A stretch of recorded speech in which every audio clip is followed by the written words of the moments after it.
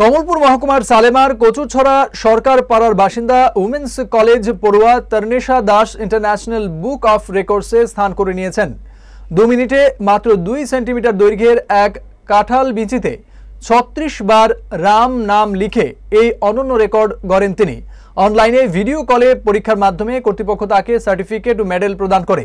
এর আগে 2023 সালে 21টি মুগ ডালে 21 দেশের মানচিত্র অঙ্কন করে ইন্ডিয়া বুক অফ রেকর্ডসে নাম তুলেছিলেন তর্নেশা। তিনি জানান, পরিবারের অনুপ্রেরণা, আর্ট শিক্ষক রাজীব রুদ্রপাল এবং বন্ধুদের সহযোগিতায় এই সাফল্য এসেছে। মোবাইল ও ইন্টারনেটকে শুধুমাত্র বিনোদনে নয়, শিক্ষায় ও কাজে লাগানোর আহ্বান জানান তিনি। তার এই সাফল্যে ধলাই জেলা ও ত্রিপুরা গর্বিত।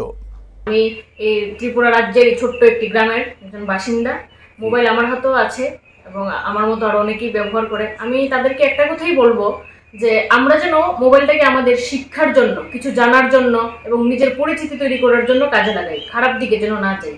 কারণ আমি যেরকম ইন্ডিয়া বুক অফ রেকর্ডস, যেটা ছিল আমার জাতীয় একটি সম্মান, তারপরে ইন্টারন্যাশনাল বুক অফ রেকর্ড, যেটাকে বিশ্ব সম্মান বলা যায়, ওই সম্মানটাও আমি মোবাইলের কারণেই জানতে পেরেছি কিভাবে অর্জন করতে পারি। তাই আমার ছোট বড়, বিশেষ করে ছোটদেরকে বলছি, মোবাইল ইউজ করো, তবে মোবাইল থেকে আমরা কি শিখতে পারি এবং তার কি কি সুফল রয়েছে সেগুলো যেন আমরা মানে শিক্ষামূলক ব্যাপারটার দিকে নিতে যাচ্ছি। হ্যাঁ, শিক্ষামূলক ব্যাপারটার দিকে আমি বলবো। তাছাড়া আমরা কিভাবে নিজের ভিতরে যে প্রতিভা আছে এটাকে সকলের সামনে তুলে ধরতে পারি, তার যেন মাধ্যম হয় মোবাইল।